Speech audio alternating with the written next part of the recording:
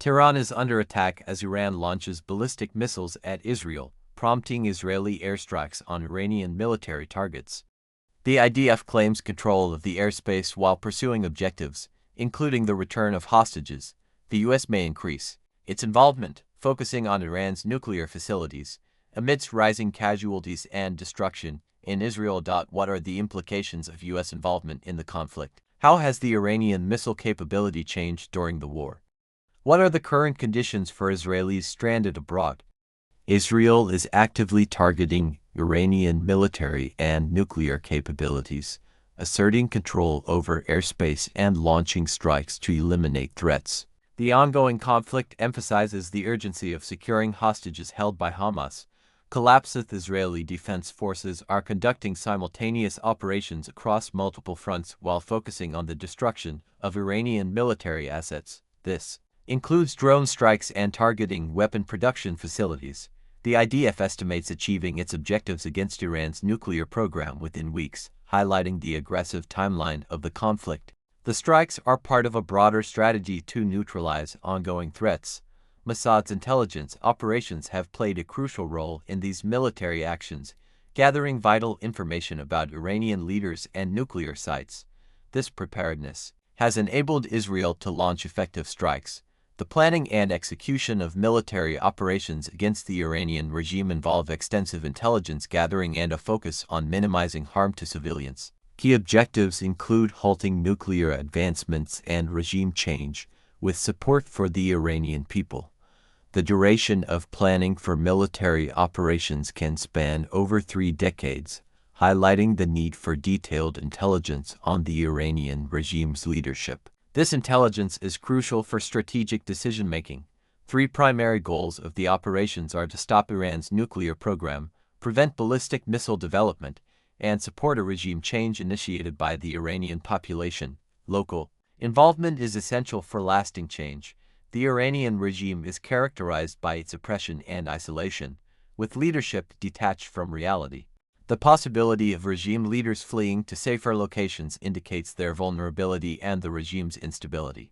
The recent military operations highlight Israel's strategic advantages, particularly against Iranian forces, emphasizing the effectiveness of Israeli pilots in current conflicts. The use of missiles by Iranian forces is critically limited, indicating a potential shift in their capabilities. Israeli pilots have demonstrated remarkable success in recent operations, showcasing their ability to evade confrontations and adapt strategically during military engagements. This has left Iranian pilots in a state of retreat.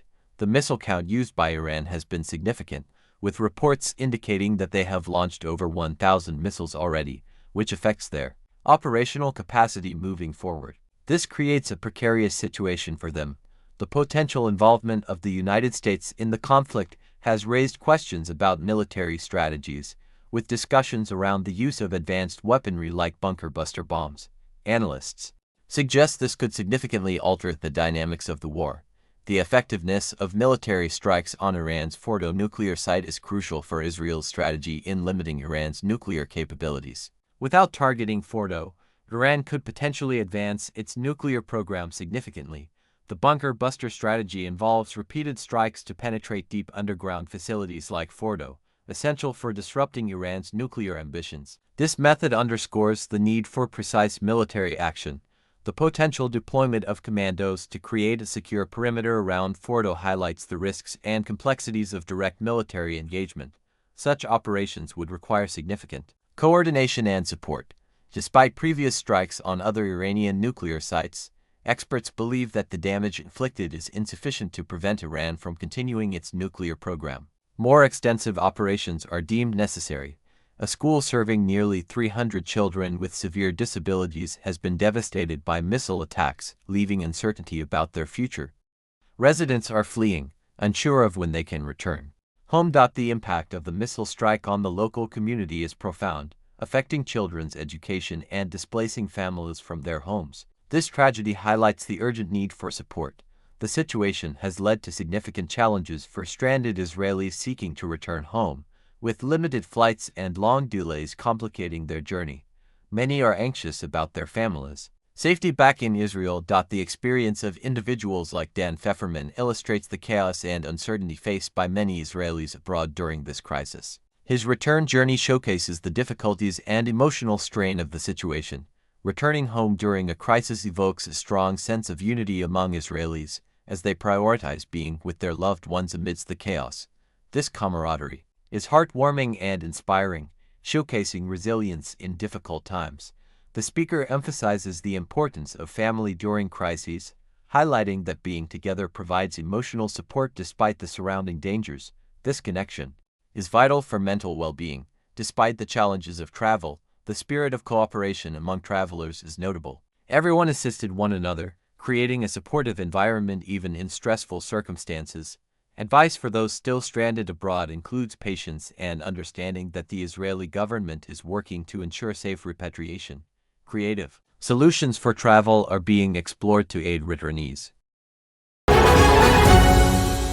The major headlines you need to know about the ongoing war. We begin this hour with news of renewed Israeli strikes on Tehran in broad daylight. IDF spokesperson Efi Deflin announced Wednesday afternoon that the IDF attacked 5 Iranian combat helicopters that tried to hit Israeli aircraft. He confirmed there are still Iranian resistance, but that Israel controls the airspace and will continue to control it. He also said that Israel is currently operating in 7 arenas simultaneously, but added that the war objectives have not changed, including in Gaza, securing the return of 53 hostages still held in captivity by Hamas. The IDF also confirmed that one of its attack drones fell in Iran. Officials are investigating whether it was shot down or crashed due to a technical malfunction. The IDF spokesperson stated that surface-to-air missiles were fired at Israeli Air Force drones. Meanwhile, overnight, 50 Air Force jets took part in a strike on an Iranian centrifuge production site and weapon production facilities in the continuing effort to destroy the Islamic regime's nuclear and military capabilities. The IDF says that the centrifuge production site targeted in Tehran was used by Iran to expand the scope and rate of its uranium enrichment for the purpose of developing nuclear weapons. The IDF now estimates that it will achieve its objectives against Iran's nuclear program within a week or 2, and the strikes will continue until the threat is eliminated. And joining us now with more on the ongoing war, Operation Rising Lions, is Avner Avraham, a former Mossad agent and founder of Spy Legends, the first agency that specializes in espionage and covert intelligence operations. Avner, thank you for joining us. Thank you. Avner, can you hear me? Yes, can you hear me? We seem to be having a quick technical issue. Avner, can you hear me? Yes, I can hear you. Can you hear me? Okay, so we hear you now as well. Thanks for joining us. Okay. So, we're seeing really an incredible operation. Israel has managed to essentially take control of the skies over Tehran in just 2 days and, is continuing to operate freely. So, lots of questions. Starting with, what can you tell us about the role of the Mossad in this operation? Okay, so as you remember from the last year, the pages, okay? We decided, actually the Minister of Defense decided that he will publish Mossad operations, and that's why you could learn about the green pages in 60 minutes program. We also published that we killed Hania in Tehran. So for many years, the Mossad collected a lot of information from inside about locations, about leaders, military leaders, nuclear sites, and also scientists. And we were very ready to be and to start this operation last week. It was Friday early in the morning because many of the scientists coming back home if they serve far away from home, they are coming to Tehran on Thursday usually. So 3 a.m. It's a great time to start operation like this. There is a lot of fake news, and people ask how the Mossad could smuggle to Tehran or to Iran drones. And sometimes you have to ask yourself why they need to smuggle drones. Maybe they can produce these drones inside.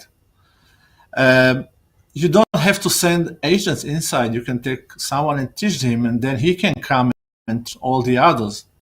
And in Tehran, it's very easy to find people that will work for you because most of the people in Tehran don't want this crazy regime. So they can cooperate with us. I can give you just example from my mind. I'm not sure that it's true, but think about people that clean the house. We saw the fancy penthouses that they use, the last floor, for the high-rank officers in the Iranian regime. And think about someone that need to clean this apartment for years. So he know everybody about the room, he know where he's staying, what time he's coming, when he left. And we took all this information and used it. And we still have a lot of surprises, believe me. Still a lot of surprises in store. You know, there's a joke currently going around on Israeli social media that says that Iran tried to target Mossad headquarters in Israel, but that it doesn't matter because all the Mossad agents are in Iran anyways. And so, I mean, that, you know, it's really an incredible, and you talked a little bit about what goes into the planning of such an operation like this. You know, you said that there are more surprises in store. I know that you obviously, for security reasons, can't get into what those surprises may be, but maybe you could talk a little bit more in terms of the planning of these types of operations. I mean, how long does it take to get this an operation such as this up off the ground? For example, what we've heard, as you mentioned, building of drones from inside Iran. So the Iranian regime, when someone got a high-rank position, for example, they don't replace him. He will be there for 20 years, 30 years. That's why when we someone, the one that will replace him is not ready for anything. And so I think it's over 3 decades that we are collecting information there, and it's all about small details. And as you know, we are not sending missiles against the citizens in Tehran or in Iran, but they do the opposite, of course. And that's why we told them a few days ago to get out from Tehran. And there is a reason, because I believe that we are going to destroy every single building that related to this regime. But most of the people in Iran, they are not our enemy. And we are looking forward to have a peace agreement with them. So that's why we don't want to destroy, for example, the electricity, the water, oil fields. I mean, we can bomb all the oil fields, but it will be a huge crisis. Okay? Yeah. With 3 goals. And so can you... First of all, yeah, go ahead. 3 goals. Go ahead. 3 goals. First of all, to stop the nuclear crazy program. The other one is avoid the missiles that we saw, the ballistics and whatever. And the third one is to change the regime. We seem to have technical difficulties there. Avner, are you still with us? Yes. Okay, great.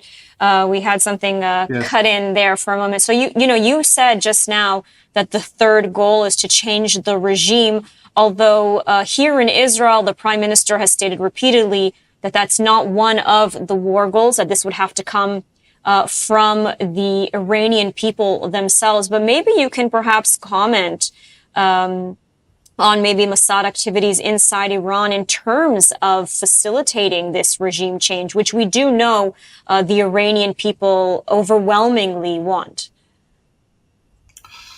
Okay, so this regime is very bad for the Iranian, but they need to replace him. We are not going to replace them. We will help them to do it. And I believe that in maybe in a week or 2 weeks, as you know, in the past, they tried to do something. If you remember all the demonstrations and hijab and everything. So I believe that in the near future, they'll be very, they will decide to do something. And there is a way to help them.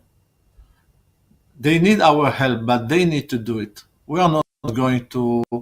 I believe that we are not going to kill the leaders or the chief, because he's also a Muslim leader. Okay, we are not going to do it. But I think that he isolated now, and he don't really know what's happening. And he's surrounded in a bunker with people that don't tell him the truth. And as far as I know, he ordered his people to decide what to do. I believe that they will escape, maybe to Russia with a lot of gold. They will take the families. And all the rest of the people should hide themselves. And it's crazy. It's a new Middle East. I would believe, 2 years ago, think about what happened after October 7. Think about what happened in Lebanon, Nasrallah, what happened in Syria. And know that the Iran are a pager, not pager, sorry, a paper tiger. They don't have air force. They don't have air force. They cannot defend themselves. Look about these people that just thinking about God and the Islam, and they are killing people, and they took the money for themselves, and they have a fancy life, and they're just planning how to kill people around the world. And in Iran, they always say that after Saturday comes Sundays. It means that after we finish the Jews, we finish with the Christian. This is the main goal for this crazy regime. So that's why I'm looking forward to get help from Trump. He got the right bombs and plans, and I believe that he will join. You believe that the U.S. will join? Because yes. We're all waiting to hear. Yes. We're all waiting to hear what President Trump decides. And indications do indicate that he is getting closer to ordering U.S. involvement. Exactly, but as you remember, he negotiated with Iran, and this is the reason he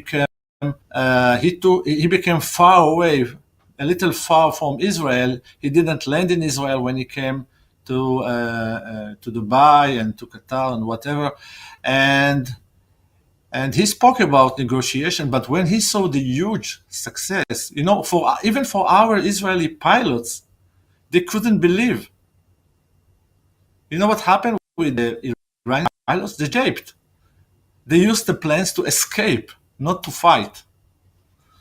So I believe that he will join. We've heard reports from Israeli pilots that when they flew into Iran, the Iranian pilots, as you mentioned, ran away.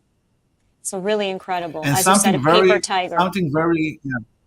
Something very important for your audience. They started the war, not this war, the October 7, with 3,000 missiles. 3,000. So they already used more than 1,000. And we destroy something like 1,000. So let's say that they have 1,000 missiles. And if they want to shoot, let's say, 100 in a day, they have only days. So that's why you see that they are using maybe something like 3, 4, 5, 8 missiles every time. You know why? It's not because because they know that 2 weeks from now they cannot do anything. I mean, think about them. If they cannot send even one missile. So that's why this is the reason why they need to look at the numbers of the missiles. And of course, we are destroying these missiles and factories, and we are doing great things not only for Israel. We are doing this for the Democrat countries around the world. So we need your Absolutely. support. Avner Avraham, thank you so much for joining us for your insights today. Thank you.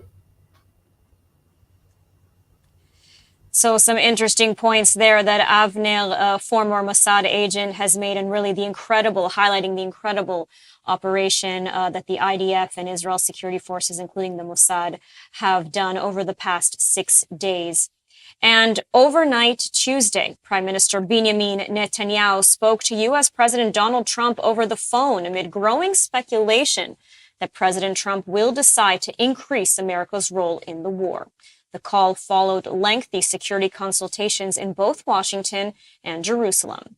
And on Tuesday night, U.S. President Donald Trump called for the unconditional surrender of the Islamic Republic of Iran. In a series of tweets on his Truth Social platform, Trump said, quote, "We know exactly where the so-called supreme leader is hiding. He is an easy target." But he added that the U.S. will not take him out, at least not for now. Trump also cautioned that U.S. patience is wearing thin. And while the United States initially sent mixed messages indicating it would not enter the offensive and was seeking to return to the negotiation table and end the war, the tone has shifted in the last 24 hours, with numerous analysts predicting the U.S. could enter the war at any moment. The main target, the Fordow nuclear facility located deep beneath the ground under a mountain. It remains an elusive target, and the only way to penetrate this nuclear stronghold is with bunker buster bombs and B-2 stealth bombers, weapons only available to the United States. Reports indicate that the United States is repositioning its assets and moving these advanced aircraft as well as fuel jets to the Middle East ahead of a possible military escalation. So for now, all eyes remain on U.S. President Donald Trump as Israel and the world await his decision.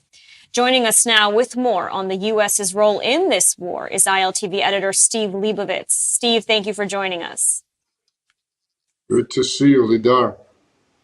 So, Steve, the million-dollar question, will Donald Trump decide to take a more active role in this war? What do you think? What are the analysts and the indications saying? I haven't checked Las Vegas, but I do think that it's trending in favor. The general trend is that people are believing today more than yesterday that Trump will enter the war. And if they enter the war, then the best thing that they can bring to us is the so-called bunker buster. And I can tell you why if you want, because I've studied a lot about it. So, yeah, why don't you give us sort of a breakdown about what these bunker buster bombs are? And, you know, from what I understand, the United States is the only country that has these weapons. Not only the only ones that have it, it's called the GBU-57 AB Massive Ordnance Penetrator Bomb. That's the nickname is the bunker buster. It weighs 13,600 kilo, and the only plane in the world that's fitted to be able to carry it to Iran and to the Fordow nuclear facility is the B-2 stealth bombers. So the United States both has the only delivery system and the only weapon, the only bunker buster that can hit it. Now, they don't have to hit it only once. They have to hit it several times. What it does is it digs a hole, and then you have to continue hitting that same hole. In other words, it hits the Fordow reactor, it digs a bit of a hole. The second bunker buster comes in on top of that, makes it deeper, and then again and again until it bursts through into the reactor area and so on. So we need the United States to accomplish that. The only other way to accomplish that, by the way, which is not completely out of the realm of possibility, is to land commandos in the site, to create a kind of a ring of fire around the entire Fordow area, which is outside of Tehran, and land troops inside and do the job ourselves. That would be quite an accomplishment with, I'm sure, a lot of Mossad help. Your Mossad expert talked about that before.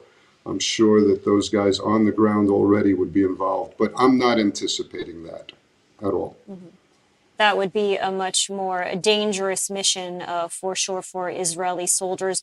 What can you tell us about the Fordow nuclear site? I mean, what, other than the fact that it's, deep, deep underground, I mean, what distinguishes this site from the other sites that Israel has Look, already bombed? it makes the high quality, the high percentage centrifuges. It's so deep underground that if it's unpenetrable, then we have not eliminated their nuclear program. It's that simple. You cannot set back the nuclear program in Iran by years if you don't knock out Fordow. It's that simple. A lot of the other things that we knocked out already, Natanz and Isfahan, we've been hitting, is above ground. Maybe we've caused some damages underground. The IAEA is saying that we have. But if we don't hit Fordow, the job is not complete, and Iran can try to do some kind of a breakout and develop a number of bombs, using that facility. So clearly, it has to be dealt with in this war, either by their total surrender or by its total destruction. One would hope. And, you mentioned that Israel has already struck Isfahan, Natanz, some of the other nuclear facilities. If the war were to stop right now, how much has Israel actually set back the Iranian nuclear program as of today? Not enough. Do we have not enough? I don't know. No, I mean, we've been damaging a lot of their launchers, which are replaceable, so their missile capabilities. We've knocked out a lot of their anti-aircraft, and we've knocked out facilities above ground related to nuclear. We've also killed a whole bunch of scientists. I don't know, how much that's going to set them back, but certainly that's a blow. So their program has been dealt blows, but certainly not enough. And our military guys are all saying we need another 2 weeks to do all the damages that we can do. Hopefully within that period of time, the U.S. will join in and help out at Fordow. And, after that 2-week period, then we can start to count up how much damage we've really done. So all eyes on U.S. President Donald Trump anticipating his next move. Will he assist Israel in striking Fordow, or will he try to return to the negotiating table? ILTV editor Steve Leibovitz, thank you so much for joining us today. A pleasure. Thanks, Lidar. And in Israel, overnight, Iran fired multiple ballistic missile barrages targeting all of Israel. The skies lit up once again from the north to southern parts of Israel, with loud booms heard overhead from all areas of Israel, due mainly to the IDF interceptions.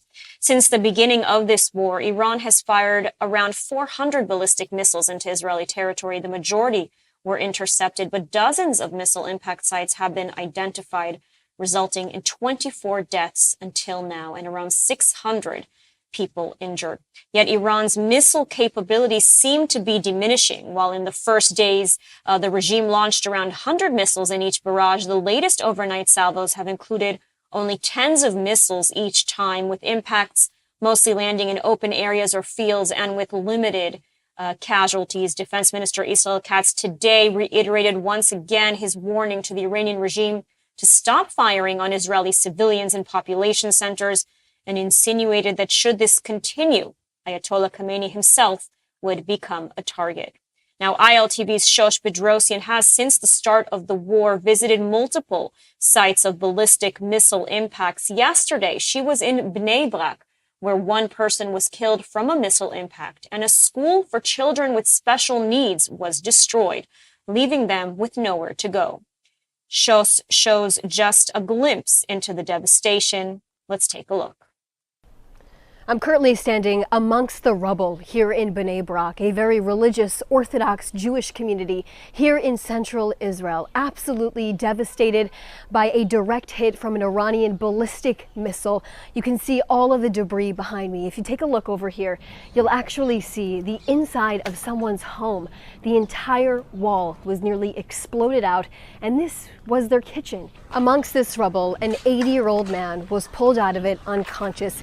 He was then declared dead on Monday after the strike took place. You can see from the inside of homes, people ran out of their doors as quickly as they could, leaving their refrigerators wide open, all of their items and personal belongings out on tables, on the floors. What I want to show you right now is actually a school that's located just behind me in this structure.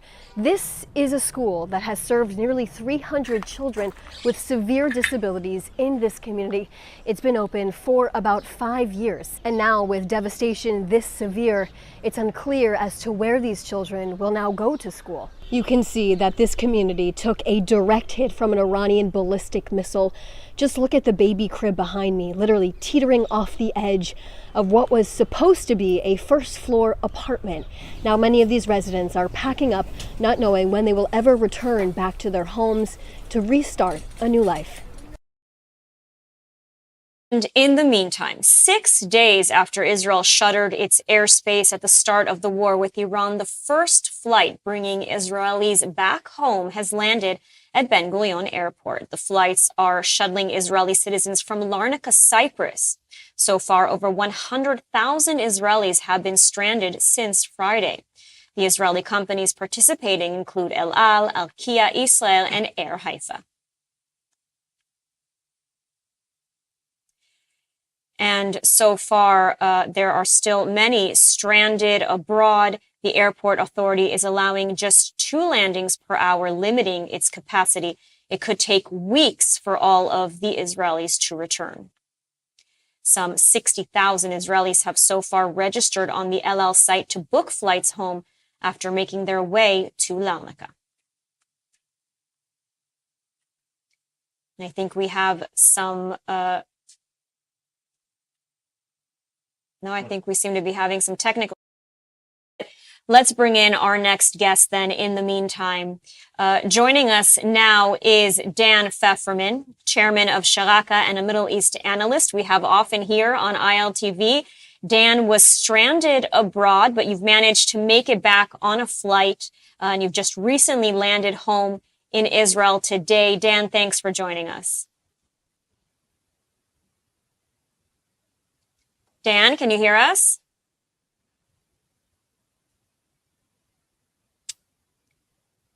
All right, we seem to have some technical difficulties with Dan. Dan, can you hear us? We see you, but we can't hear you.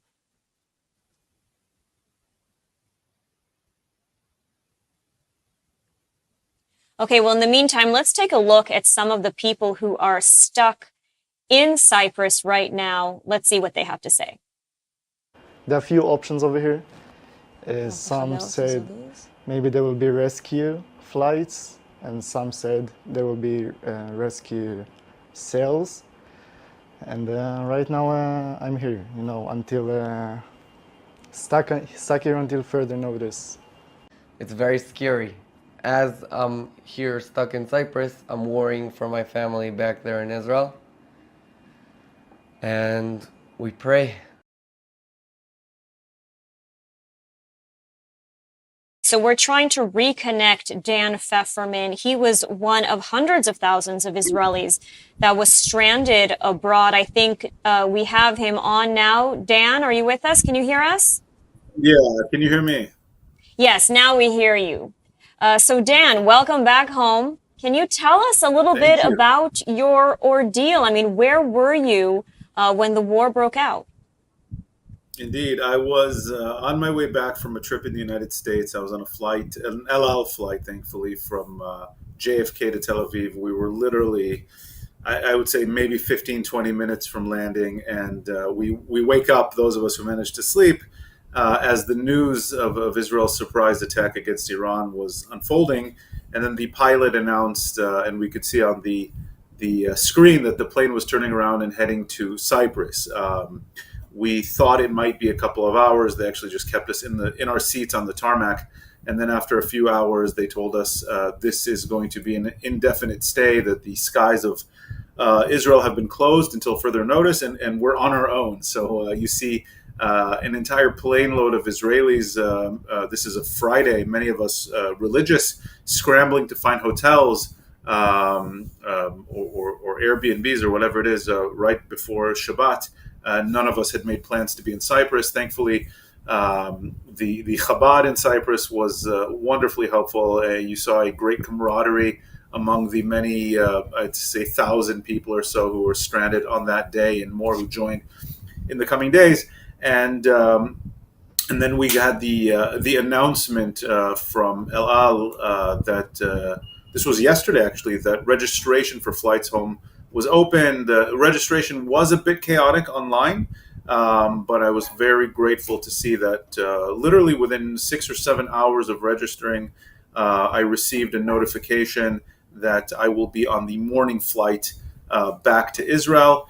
And so even that, there was a good 2.5 hour delay on the plane in Larnaca. We landed. I mean, it was really surreal to land in an absolutely empty airport and to be rushed through as fast as humanly possible. I think I was in and out from when I stepped off the plane to when I left with my luggage was maybe 10 minutes at most. Wow, that's really an incredible story. You know, some people say it's crazy that Israelis are looking to fly back into Israel, into an active war zone. Some people just don't understand it. They say, why not stay abroad, ride this out? Maybe you can share with our viewers how it feels to finally be back home. Yeah, I mean, in other circumstances, I was quite comfortable. I was staying at a friend's house. Cyprus is a lovely place. But when your family, first and foremost, your wife and children are under a rocket attack, your first instinct is not to run away. It's to go and be with them, even though there's not much I can do against Iranian missile attacks, but at least to be with them. But it's amazing to see that Israelis, unlike any other people I can think of during a time of war, want to rush to be home, to be with their people. That sense of camaraderie, that sense of unity. It's really inspiring and incredible. And as often as we tend to criticize how disorderly or rude or pushy Israelis can be in day-to-day life, I saw nothing but helping hands and warm and friendly tones between all of the travelers, even though, you know, we all woke up at 3 or 4 in the morning to make it to the airport. Everyone's tired, but just a sense that everyone was helping one another, no pushing, no shouting, no fighting. And it's really heartwarming to see. Absolutely. I mean, it's really incredible. We know that there are still tens of thousands of Israelis stranded abroad. I mean, now that you're back home, do you have maybe any message, any advice you want to give to them?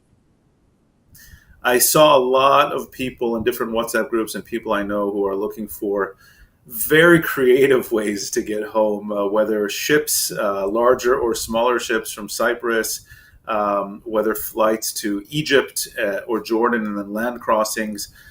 My sense, and this is just a sense, is that because the war itself, and thankfully to the IDF, is going much better than I think anyone had planned. It's progressing at a much faster pace. I would say just wait, be patient, and it looks like the Israeli government, together with the 3 Israeli airlines, is really doing all it can to repatriate people in as fast a way as possible and as safe a way as possible. So unless there really is an emergency to get home, my sense is just be patient, and there will be direct flights. For those stuck in the United States or in the Far East, perhaps it's better to get close and wait it out if possible. And if you're not in a rush to get home, I think just as hard as it is, try to make the best of it and wait till flights open up in the orderly process that they seem to be managed so far. Absolutely. Well, Dan Pfefferman, great to have you back home in Israel. Thank you for joining us today and sharing your story. Thanks so much, and congratulations on the new 24-hour live stream. Thank you. Thank you very much. And that's a wrap on ILTV on the Hour, live from Israel and the Middle East every hour on the Hour, the only English news delivering live updates around the clock. Stay with us for more updates on the developments unfolding with the war with Iran. Thanks for watching. Stay safe and see you soon.